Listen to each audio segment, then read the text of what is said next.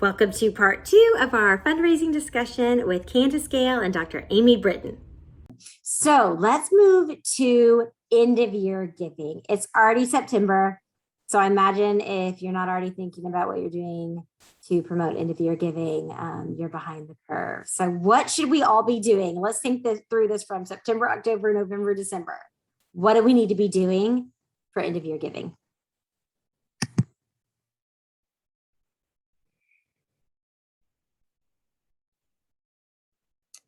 Do you want me to respond first, Candice? You can go. I feel like you've been going first, so you go first on the second. That'll be our cadence. All right, sounds good.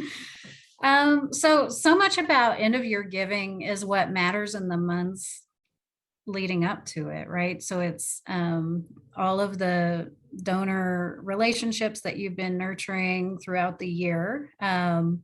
Certainly, that's when you reap the fruits of those labors. So I would say don't wait to engage with your donors until the end of the year. But you certainly need to be aware of which of your donors make their gifts towards the end of the year and reach out to them. I'm not sure if you guys have annual fund like communication schedule. Most nonprofits will do a appeal toward the end of the year, probably prior to the giving day, I would expect. And that's the beauty of this event, is that you send your year-end appeal and then you have this extra opportunity toward the end of the year to create buzz. So timing those so that they don't conflict. And then thanking donors. So you've got Thanksgiving coming up. That's a wonderful time to spread some donor love. And I think a thank you is a strategic thank you, a compelling thank you is one of the most important things you can do to inspire people to give passionately to your organizations.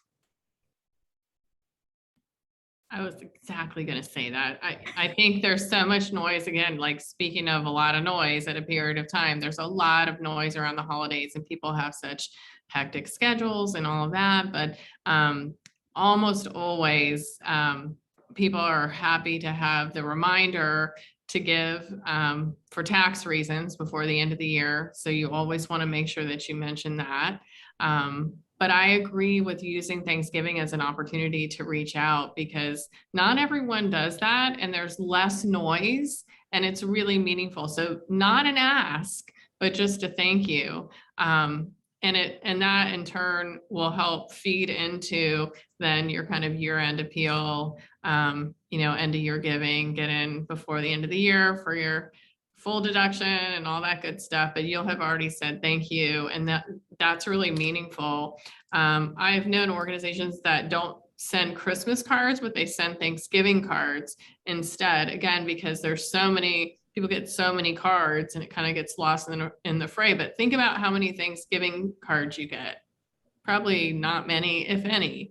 So it really lets you kind of stand out. But just showing gratitude, I think, is just really important without an ask related to it at this time of year. But people generally appreciate being nudged and getting those reminders, especially right at the last couple weeks.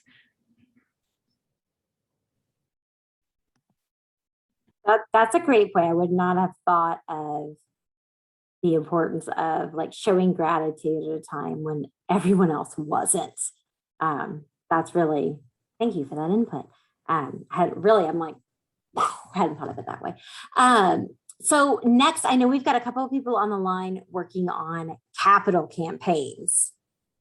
Give us your best advice for having to raise a whole bunch of money at one time for capital campaigns. That could be a whole nother hour. Capital campaigns are so exciting and energizing for an organization, but they are a lot of work. And I guess my biggest advice is make sure you can reach your goal, because Candice spoke to it earlier. It's a real killjoy when that deadline is approaching and you haven't filled your thermometer, however you're tracking your progress. Capital campaigns really also encourage the organization to stretch and grow in the way, in their sophistication, in their fundraising. So it can be, internally just as positive as it is for, the services that you're providing and your clients that you're serving. So messaging, of course, communication's been kind of a theme today around the campaign, is hugely important. And that messaging needs to speak to, first and foremost, a very clear vision. Second, a gap that's attainable and realistic. And third, it needs to really give concrete ways that donors will impact that gap, right? And so those are kind of the three core things you want to sort through with your campaign. And of course, go to your core base and float those messages by them to make sure it resonates. Campaigns are, I could go on for hours. This is what we do. So I think really celebrating throughout the campaign is also part of it. That's what keeps people inspired instead of fatigued by hearing about it. Celebrating small wins, bringing people together. Those are kind of the high level points, but happy to dig in deeper if there's specific questions. And I just will share a few thoughts related to your goal. When you're thinking about setting your goal, you want to back out of that and hypothesize how you will get there. So what is the breakdown? What are the gift sizes and where might those gifts come from? So if you can't just arbitrarily say, well, we want to raise $1 million, like how will you get there realistically? And again, you want to stretch a little bit, but it does need to be realistic. You need to have a way that you'll get there and a plan on what that makeup will look like. And I'm sure you probably have heard the analogy of the stool, and you need the 3 legs of the stool. If it's missing a leg, your stool's not going to be sturdy. So you need to have the different funding sources, and that's going to vary depending on your organization and who's supporting you. But you want to have different funding sources to make sure that if something is less than you anticipated, it can be made up from somewhere else. I'd also encourage you to understand your win rate. Many clients that I work with have never done that. And what I mean by that is analyze how many asks you make versus what donations you actually get. That might be writing grants to foundations. It might just be working with individuals, but understand kind of what your win rate is. And that's going to allow you to understand then what your outreach needs to look like. So if you have a 1 in 3 win rate and your average is X dollars, that makes it a lot easier to extrapolate that out and figure out what your goal will take as far as activity and whether it's realistic and what the resources you'll need to be able to get there. And then the last piece, I like this format because I just listen to you and then I make notes of what I want to say, Amy. So you have the harder job here for sure. Breaking the ice. But you're the doctor, so you have the harder part. I'm not a doctor. But engage the cheerleaders. So, kind of to my point earlier, meeting people where they are, who they are, who the big supporters are versus the ones that you have to kind of drag along kicking and screaming. So there's always going to be people that are super excited about what you're doing and really leverage them and take advantage of their excitement and enthusiasm to help you reach your goals. I want to pick back up something you said at the very beginning, Candice, that was really poignant. And you were talking about the stool and understanding where the dollars will come from, right? From your different sources. And so we have kind of an internal policy where we don't even publicize our campaign until we've raised 50%, right? So you want to keep you want to condense the amount of time that you're public with it, because one, you're still figuring out what that goal is. So you go to your strongest donors first, talk about your campaign, get a feel for what they may be willing to invest in. And then once you have that kind of understanding, that can shape that goal as well.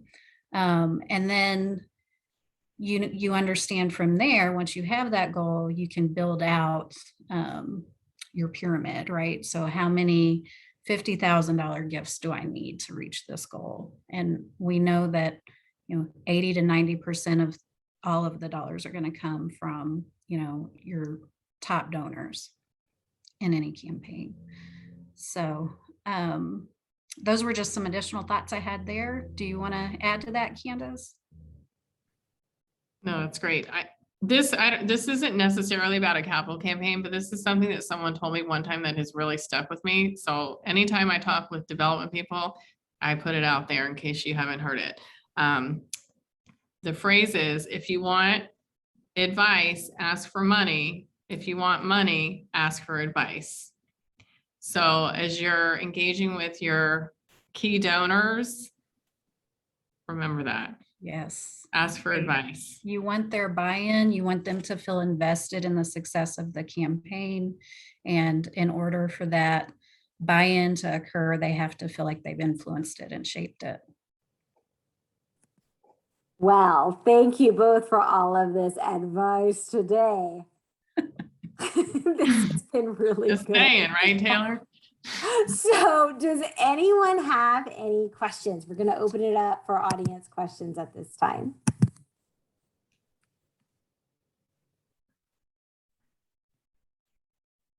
Don't hit us all at once. I know it's really hard to keep up.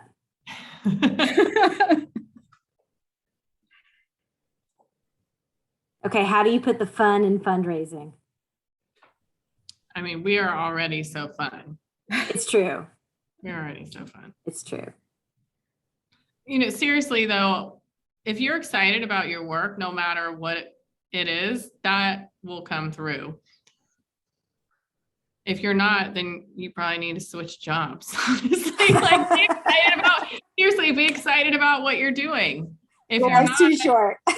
Yeah, I mean, you all are doing amazing work for incredible organizations, and that passion shows through. It was so exciting to hear you all introduce yourselves, even if you were just typing. It was really fun to hear what you're doing. And I'm like, I automatically want to know more. And that's fun. It's fun to help people. It is.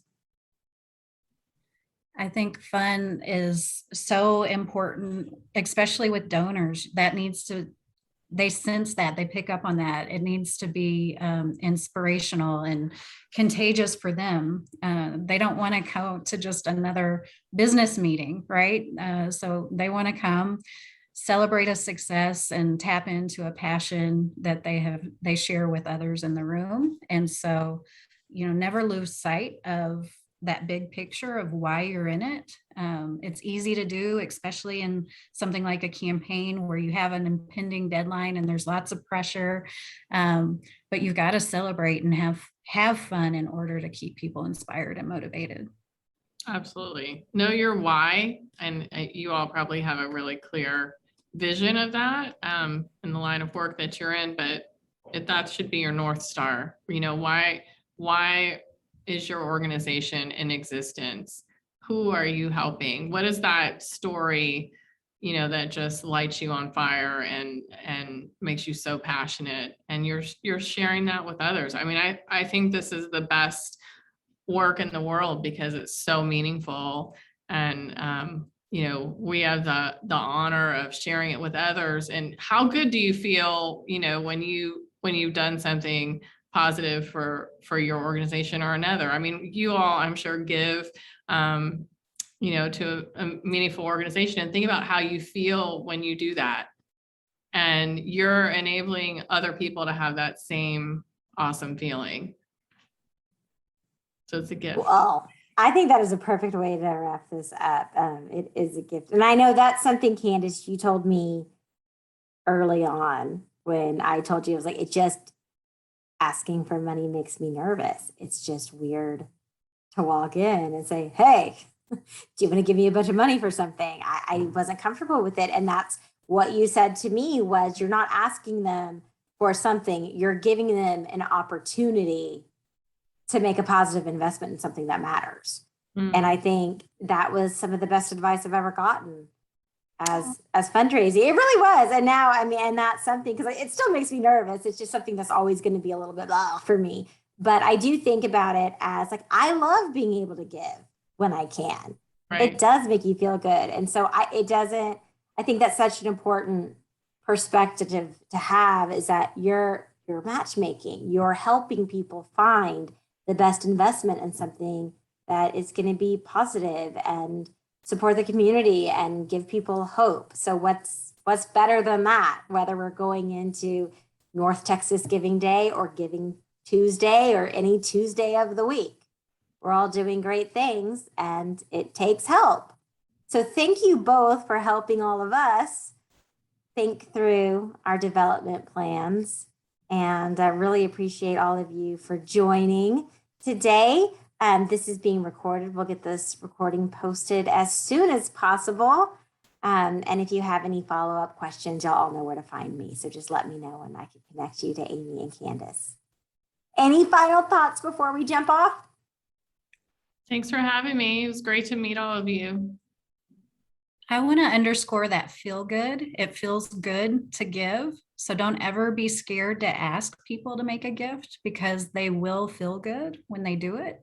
And they'll be flattered if you ask for too much. There's really not, there's not a negative to that. So go out, do amazing work. And thank you for your time today. And hopefully we've inspired you to do great things for the end of the year.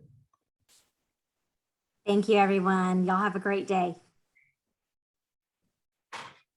Bye.